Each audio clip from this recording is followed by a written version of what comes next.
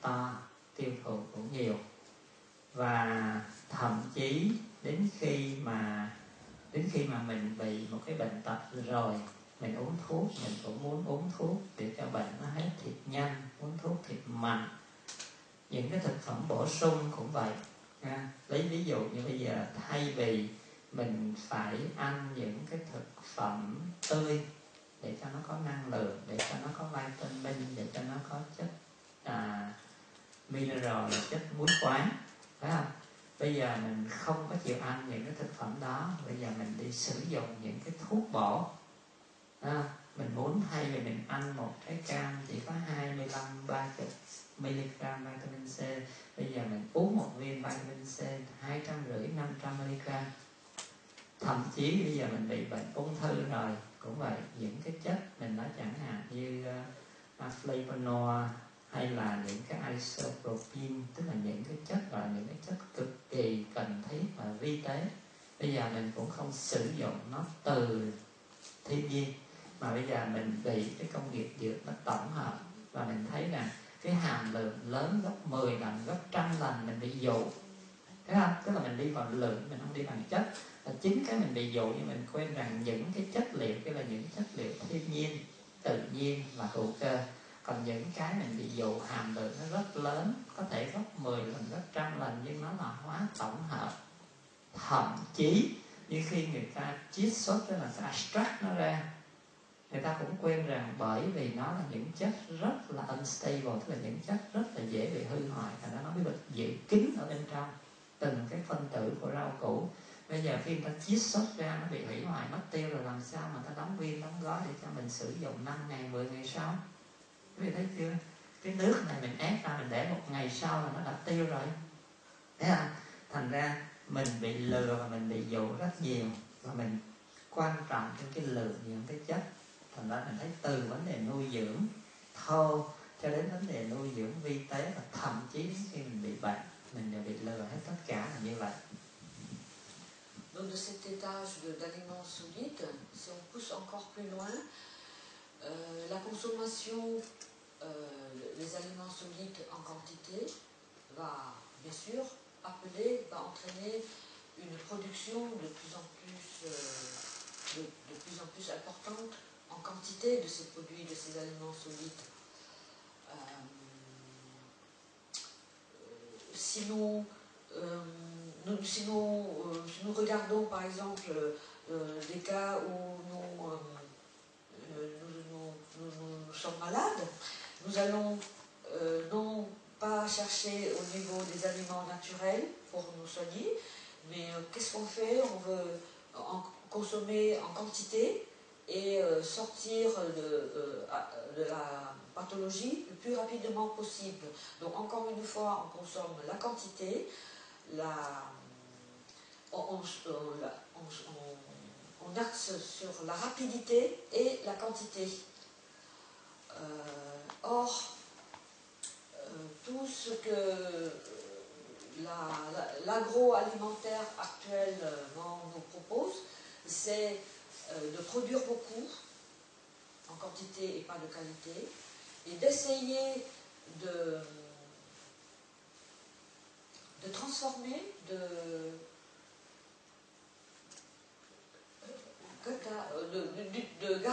transformer ces aliments surproduits en aliments conservables. Donc on essaie d'extraire en quantité des produits qui ne sont pas qui ne se conservent pas. Donc on va utiliser beaucoup de produits déjà pour les conserver, mais l'aliment, une fois transformé, ne possède absolument plus d'éléments essentiels, de nutriments pour nous nourrir. Il parle, bien sûr ici on parle des aliments, mais on parle aussi des médicaments, on parle aussi des produits pharmaceutiques, des produits, des compléments alimentaires. Nous, bien sûr, nous avons la flemme de décortiquer une orange, de consommer une orange par jour parce que nous sommes feignants et qu'il n'y a que 25 mg par exemple de vitamine C dans cette orange qui est naturelle, qu'il faut acheter, qu'il faut décortiquer, qu'il faut consommer. Donc qu'est-ce qu'on fait de temps en temps? On achète de la vitamine C toute prête, qu'on a extrait de la nature par quelques moyens, on ne sait pas, hein, mais en tout cas, comment faire pour conserver ces produits naturels hautement nutritifs. Prenons l'exemple de notre repas d'aujourd'hui. Il nous faut le finir avant ce soir. Et demain, nous en aurons d'autres, parce que ça ne peut pas, tout ce qui est hautement nutritif et quintessentiel ne se conserve pas. Thành ra chúng ta thấy vì cái nhận thức không có đúng đắn như vậy, và cái việc nuôi dưỡng của mình cũng vậy, tức là từ ngay cái phần thấp nhất, khi mà mình chăm sóc cái thân mình nuôi dưỡng mình bằng cái đoạn thân, mình đã thấy mình đã có quá nhiều cái sai sót, cái bất toàn rồi. Cũng chỉ là những cái phần nuôi dưỡng ở bên trên mình lại càng ít quan tâm, ít nuôi dưỡng, và cũng nuôi dưỡng nó một cách không đúng đắn như vậy nữa. Lấy ví dụ như mình chả bao giờ để ý cái phần xúc thực của mình, và ngay cả khi để ý cái phần xúc thực này của mình thì cái nguyên tắc căn bản là mình phải trở về với tất cả những cái sự thật của tiếp xúc với thiên nhiên. Màu sắc, âm thanh, tín hiệu đều phải là từ sự thật. Nhưng mà về ngày nay thì chúng ta sống trong cái điều kiện phát triển, điều kiện quá tiện nghi, thành ra áo quần của mình cũng phải muốn cho nó mềm, nó êm, nó đẹp, nó thơm. Nhà cửa của mình cũng vậy, âm thanh cũng vậy, trang trí cũng vậy, tất cả mọi cái mình đều đi vào cái thể, chứ mình không đi vào cái chất. Chẳng hạn như đừng nói gì bây giờ mình đem một cái cây vào trong nhà của mình trồng, đúng không? Một cái cây lan thiệt, một cái cây hoa lan thiệt của thiên nhiên, tuy nó không đẹp, tuy nó không nhiều hoa, tuy nó không bền lâu, nhưng mà nó tỏa ra cái mùi hương và cái sắc của nó thật. Bây giờ mình mua cái lan tổng hợp, cái lan genetic về, mình có thể để 6 tháng trời, nhưng mà nó không có một cái mùi hương, và cái màu của nó mình thấy nó là thiên nhiên đó, và tự nhiên, một cái màu nó cũng chẳng phải là màu thật. Thành ra cuối cùng mình lừa hết tất cả, tức là mình che đậy hết tất cả các cái cơ quan, giác quan, khứu giác, vị giác của mình hết. Đó, thành ra chúng ta thấy rằng mình đã bị cái đó nó dính vào trong cái tâm thức của mình rất là sâu. Thành ra những cái nuôi dưỡng của mình, những cái chăm sóc của mình đều làm cho nó bị sai hết là như vậy. Observons donc le schéma à gauche. En fait, nous avons plusieurs sortes d'aliments, en tout cas là regroupées en 4 sortes. La première sorte d'aliments, ce sont des aliments solides, des aliments physiques, palpables. La bouchée que nous mettons dans notre bouche, donc c'est le premier étage. Puis il y a les aliments que nous captons à travers nos organes sensoriels. Au troisième étage, c'est les aliments que nous absorbons à travers nos pensées, nos idées, notre mental. Et en quatrième étage, ce sont les aliments spirituels apportés par notre état spirituel. Actuellement, nous ne donnons que de l'importance à l'aliment physique, l'aliment grossier, l'aliment, la bouchée. En deuxième, nous oublions complètement que nos organes des sens, nos 5-6 organes des sens, peuvent nous nourrir aussi. Par exemple, la vue de belles choses peuvent nous nourrir, les sons, les beaux sons, les bonnes odeurs, les bonnes saveurs. Les couleurs, c'est la vue. Oui, les couleurs, c'est avec la vue qu'on voit les choses. Donc, c'est l'aliment apporté par nos aliments, par nos organes sensoriels. Nous les appelons complètement. N'en parlons pas, bien sûr, du 3e étage où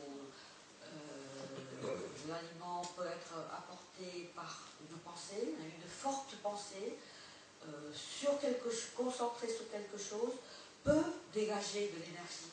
Et ça, l'énergie, c'est un aliment.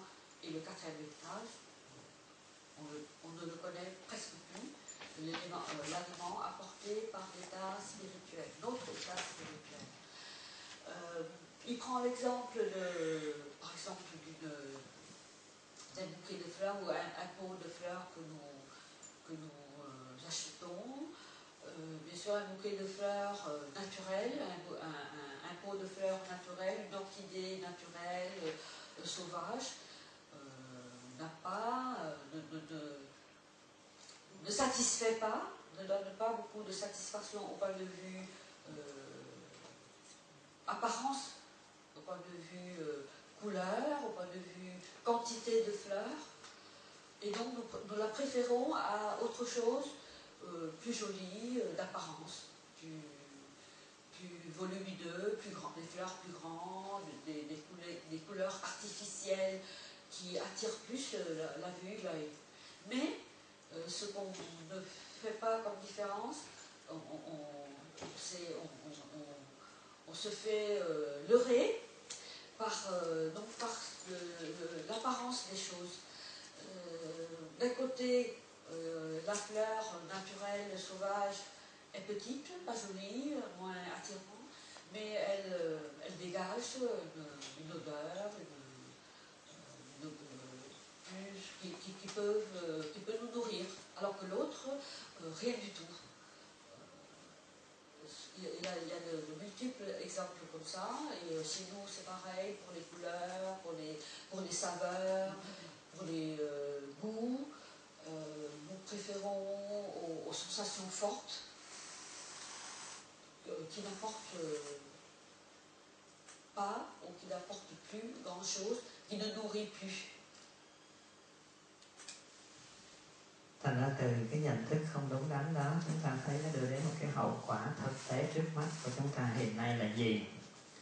Nhìn ngay trên cái thân nha, tức là chúng ta thấy từ cái nhận thức sai lầm như vậy về con người của chúng ta, về cái cấu tạo của chúng ta và về sự nuôi dưỡng của chúng ta như vậy, thì chúng ta thấy cái hậu quả cụ thể trước mắt. Thứ nhất là gì? Nhìn chung đa số con người trên thế giới ngày nay nó càng thô kệch hơn, nặng nề hơn. Và khi mà con người mình mà nó bị nặng nề, bị thô kệch bên ngoài á, thì bên trong là gì? Bên trong sự di chuyển, sự vận chuyển của nó sẽ bị chậm lại, bị bế tắc lại, kể cả phần thể chất và kể cả phần tinh thần. Mình thấy rằng khi mà mình ăn no thì mình sẽ không muốn di chuyển, và mình cũng chẳng muốn làm việc. Mình muốn làm việc làm cũng được, cái đầu của mình nó mờ rồi, nó đóng lại liền ngay lập tức đó. Thành ra đó là chúng ta thấy khi mà cái con người của chúng ta càng ngày càng thô, càng nặng, càng chậm, thì nó sẽ đưa đến cái sự mờ mịt, và nó sẽ đưa đến cái sự bế tắc. Kế đến là nó sẽ đưa đến cái sự ô nhiễm. Từ cái sự chậm lụt, từ cái sự bế tắc, nó sẽ đưa đến cái ô nhiễm và cái rối loạn. Conséquence donc de ces erreurs que nous venons de voir, qu'est-ce que nous observons en nous? Nous devenons de moins en moins fins, de plus en plus lourds, de plus en plus ralentis, de moins en moins vifs, de moins en moins alertes, de moins en moins agiles, de moins en moins souples. Donc à partir d'un corps de plus en plus, de moins en moins fin, de plus en plus lourd, de plus en plus lent, ralenti, intérieurement, bien sûr que la circulation, la nutrition se ralentit, c'est évident. Donc tout se ralentit à l'intérieur, donc tout s'accumule à l'intérieur et je dirais tout se voile, on devient complètement voilé, on ne voit plus les choses telles qu'elles sont, on n'apprécie plus les choses telles qu'elles sont réellement, mais on est voilé, on est ralenti, on est je sais pas comment qui trouve le mot, on est aveuglé, mais on n'est pas totalement aveuglé, puisqu'on continue de cheminer. Oui, on est aveuglé, mais voilé, on voit les choses de moins en moins claires, voilà, on est obscurci, Và một cái mà làm cho cả thế giới ngày nay phải chấn động, tức là chúng ta thấy cái tình trạng bệnh tật nó càng ngày càng gia tăng, và đặc biệt là cái tình trạng bệnh ung bướu, ung thư càng ngày càng gia tăng. Thì cái tình trạng bệnh ung bướu, ung thư là chúng ta thấy gì? Tức là nó rớt xuống cái tình trạng thấp nhất, thô nhất, cứng nhất. Cái tình trạng bị rối loạn hết tất cả nội tiết, các cái dịch trong con người của mình. Và đó là mình nói về phần thô. Về cái phần vi tế hơn, con người ta càng ngày càng lo lắng, căng thẳng, ô nhiễm, bực bội, vân vân. Tức là kể cả thấy phần vật chất và phần tinh thần, tức là càng ngày chúng ta thấy nó càng tạo nên những cái nặng nề, những cái ô nhiễm và cái bất an cho con người. Donc toujours en conséquence de ces erreurs, il y a de plus en plus de pathologies. Et si on regarde les pathologies, des blocages, des tumeurs, des grosseurs, des boules dans notre corps, en fait ce sont des pathologies qui atteignent le degré le plus bas de l'échelle, puisque c'est les masses, les tumeurs, les grosseurs, ce sont des choses qui sont visibles, palpables, donc pour nous c'est du solide, c'est le dernier étage. Et puis on peut aussi avoir des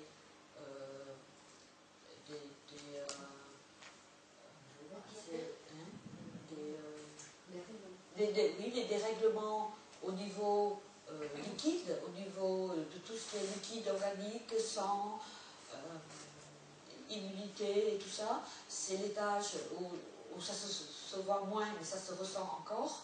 C'est les dérèglements au niveau fluide, au niveau liquide. Et puis on peut aussi avoir des dérèglements, des pollutions au niveau du troisième étage, c'est-à-dire au niveau psychologique, au niveau émotionnel. Ce sont des pollutions, on est pollué, mais là c'est déjà plus subtil et on ne le voit pas. Il y a des pathologies à tous les étages, pathologies visibles, moins visibles et encore moins visibles. Thì chúng ta thấy khi cái tình trạng càng ngày nó càng nhiều, càng ngày càng chậm luật, càng ngày càng bế tắc, thì ngay cả chất dinh dưỡng, ngay cả chất tốt đẹp nó vẫn sẽ biến thành chất độc. Lấy ví dụ như chúng ta thấy cái tình trạng ngày nay mình bị cái bệnh tiểu đường, mỡ trong máu, tim mạch càng ngày càng gia tăng, càng ngày càng gia tăng những cái bệnh rất là phổ thông như vậy. Thì đó là cái hậu quả của gì? Đó là hậu quả của cái việc thứ nhất là do mình đưa vào nhiều quá, nhiều hơn cái sự cần thiết của nó, hoặc là do cái sự thiếu vận chuyển, hay là bị chậm luật, bị bế tắc, nó không vận chuyển được. Si nous regardons les pathologies telles que le diabète, du cholestérol dans le sang ou des pathologies cardiovasculaires, où il y a dépôt de substances au niveau des vaisseaux, etc. Ce sont des conséquences que nous venons de voir, c'est-à-dire les quantités absorbées sont beaucoup trop importantes, beaucoup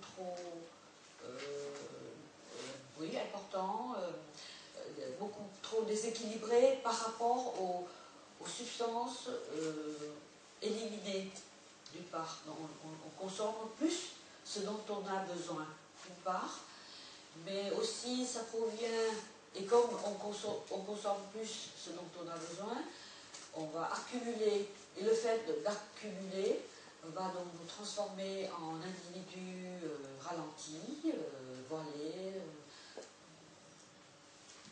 Du coup, nous avons des difficultés pour bouger notre corps, puisque nous devenons lourds, ralentis, affaiblis, tout ce que vous voulez, et donc on bouge de moins en moins, et du coup les toxines, les impuretés sont stockées davantage plutôt que sont éliminés par le corps. Thì chúng ta thấy chỉ mới một cái vấn đề là nặng nề chậm lụt, nó đã biến những cái chất dinh dưỡng của chúng ta, những chất tốt đẹp thành ra những cái chất không tốt đẹp và có thể gây nên phù nề, ung bướu là bệnh tật. Donc le fait de ne pas pouvoir bouger à cause de l'alimentation va entraîner d'autres conséquences, c'est-à-dire va provoquer des stagnations encore plus importantes dans des endroits encore plus profonds et reculés du corps, d'où pathologie des masses, des tumeurs, des grosseurs, etc. Ce sont des accumulations en fait. Và kế đến nữa chúng ta cũng thấy từ cái cơ chế, chỉ một cái cơ chế là chậm lụt nặng nề như vậy, thì ngay cả những cái dịch trong cơ thể của mình nó cũng có thể tạo nên bệnh lý. Lấy ví dụ như chúng ta thấy cái tình trạng của ung thư vú, ung thư tử cung, ung thư tiền liệt tuyến, ung thư tụy tạng, vân vân, tức là tất cả những cái bệnh về nội tiết tố càng ngày càng gia tăng. Tại vì nội tiết tố trong con người của mình sau khi nó sản xuất ra nó không được vận chuyển đến nơi và sử dụng một cách đúng đắn thì nó bị bế tắc lại, nó cũng sẽ tạo nên những cái bệnh, và đó là tình trạng gia tăng của những bệnh ung thư tuyến nội tiết hay là nội tiết tố. Mais non seulement il y a accumulation de corps physiques, de corps solides, mais si nous regardons le côté liquide dans notre corps, le système endocrinien, est aussi atteint, puisque ce qu'il sécrète comme hormones, ne sont pas véhiculés, ne sont pas diffusés dans le corps entier pour leur utilisation, mais ils sont stockés dans des organes, dans différents organes.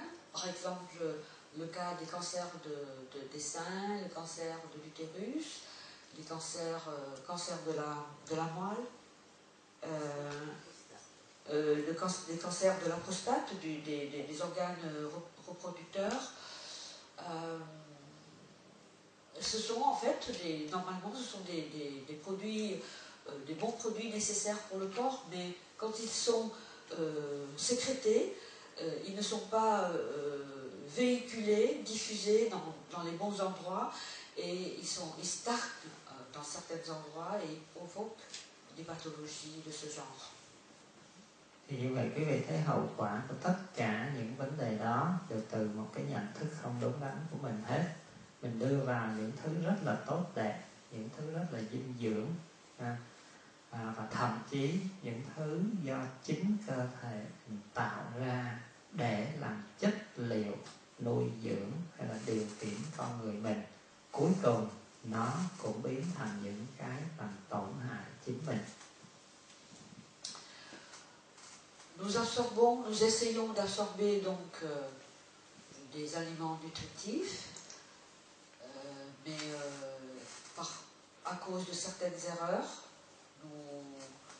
nous absorbons soit trop, soit trop en quantité, soit en des aliments qui ne nous conviennent pas. Donc ce sont les aliments qui vont nous provoquer des pathologies, mais là, notamment, ce sont les produits sécrétés par notre propre corps pour notre utilisation, pour l'utilisation de notre corps. Même ces produits qui sont sécrétés, synthétisés pour nous, se trouvent à un moment donné bloqués, stagnés dans différents endroits du corps pour provoquer des pathologies. Bây giờ mình nhìn sâu hơn một tí xíu thì mình thấy rằng những cái chất cũng ngay trong cơ thể của mình là những cái chất thải. Lấy ví dụ như khi mà mình bị bế tắc nặng nề chậm lụt như vậy thì những cái chất thải tự nhiên, tức là những cái sản phẩm phụ trong quá trình chuyển hóa của con người mình, nó không được thải ra ngoài, thì chính những cái chất thải đó nó bị bế tắc lại trong người của mình, nó cũng gây nên bệnh và nó làm rối loạn. Một trong những cái tình trạng đó là chúng ta thấy mình bị bệnh ung thư ruột già càng ngày càng gia tăng, bệnh ung thư phổi càng ngày càng gia tăng, bệnh thoái hóa khớp, bệnh thấp khớp, viêm đa khớp, hay là những cái bệnh về thần kinh của mình, chronic fatigue syndrome, tiếng Việt là gì, là thường xuyên mỏi mệt, căng thẳng, sợ hãi, vân vân. Tức là chúng ta thấy đó là do những cái chất thải trong người mình, những cái sản phẩm phụ trong quá trình chuyển hóa của con người mình không được thải ra ngoài, thì tích tụ lại trong đó, nó cũng đã gây nên biết bao nhiêu thứ bệnh. Donc dans ce corps alourdi, affaibli, où rien ne circule, nous faisons du mal nous-mêmes, notre corps fait du mal à nous-mêmes. Exemple pour les produits issus de notre alimentation et de notre digestion, c'est-à-dire les déchets urinaires, les déchets fécals, les déchets au niveau des poumons, le gaz carbonique, tous les déchets qui sont issus de notre alimentation devraient être éliminés correctement. Et comme nous n'avons plus les moyens ou la capacité de les éliminer, ils stagnent dans le corps et produisent des maladies. Exemple des cancers colorectaux, des cancers au niveau des poumons, des cancers, des problèmes d'arthrose. Ce sont des dépôts de déchets qui ne savent plus aller nulle part. En fait, les déchets que nous produisons, le résultat de la digestion devait être éliminé absolument. Et si nous n'éliminons pas, et c'est le cas actuellement, mais ces déchets vont aller chercher, se déposer quelque part dans le corps. Et ça produit les symptômes de fatigue chronique qu'on n'arrive pas à expliquer à nos jours, proviennent par exemple des déchets qui sont devenus des substances hautement toxiques et qui provoquent des fatigues, par exemple, des états de fatigue, de léthargie, mais il n'y a pas de maladie. On n'arrive pas encore à ce stade de découvrir une pathologie. Và một lần nữa chúng ta phải nhắc lại cái nguyên tắc hình thành căn bản của vũ trụ là nhờ cái lực hấp dẫn, và cái lực hấp dẫn đó nó vận hành liên tục một cách khách quan. Do vậy khi mà chúng ta đã bị chậm lụt, bế tắc, ô nhiễm với những chất liệu tốt lành và tự nhiên của cơ thể mình, do vậy từ đó nó sẽ bắt đầu, nó sẽ hấp thụ, nó sẽ chiêu cảm những cái từ bên ngoài đến với nó, Lấy ví dụ như khi mình sử dụng thực phẩm, mình có cái xu hướng là thích những cái thực phẩm nào có nhiều cái chất độc hơn là những cái trong sạch. Mình ăn một cái thực phẩm mà nó sạch quá, tự nhiên mình không có cảm thấy ngon nữa. Mình thích gia vị, mình thích những cái thứ đó. Khi nó vào tới trong người mình cũng vậy. Khi nó vào trong con người mình thì bởi vì nó đang có nhiều cái cạnh mà nó độc tố và cái năng lượng của nó là tiêu cực nhiều hơn, thành ra nó sẽ hấp thụ và giữ những cái tiêu cực đó nhiều hơn là cái tích cực. Thành ra cuối cùng là mình bị lỗ nha, mình bị lỗ, mình bị bế tắc, bị dơ bẩn, và càng ngày cái tình trạng nó càng tệ hơn chứ nó không có khá hơn tí nào cả. Đó.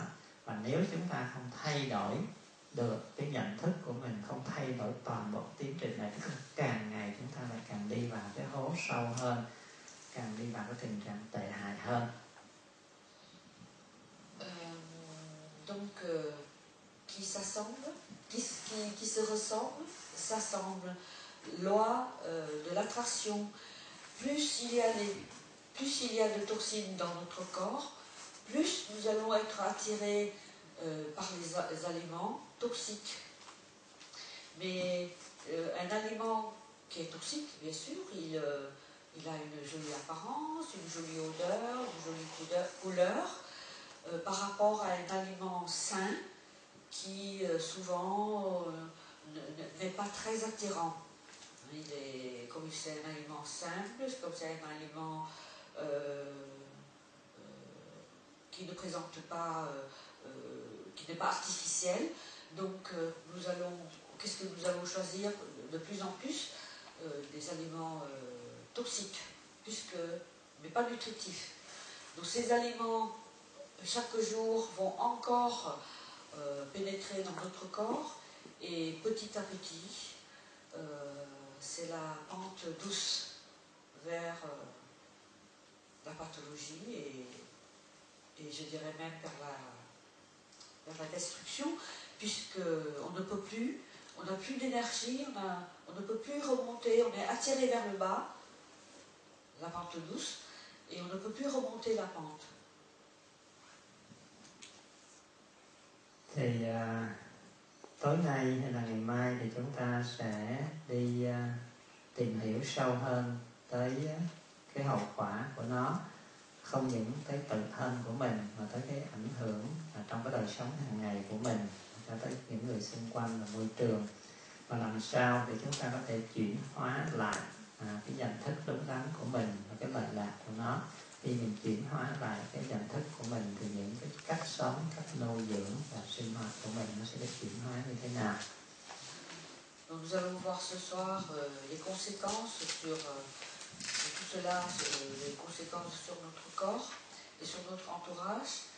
Et de là, bien sûr, il nous faut une radicale transformation.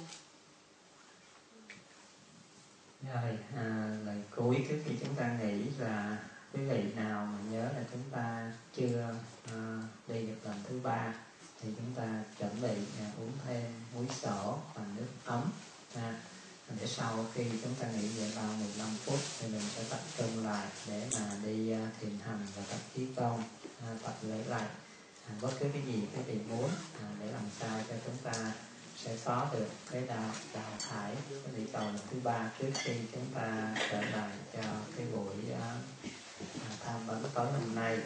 Và nếu quý vị có những câu hỏi nào thì nhớ và ghi giấy ra đưa lên cho chúng tôi chuẩn bị. Donc une petite pause avant l'activité physique, au choix, entre le Qigong, la salutation, la marche, vous choisirez votre activité.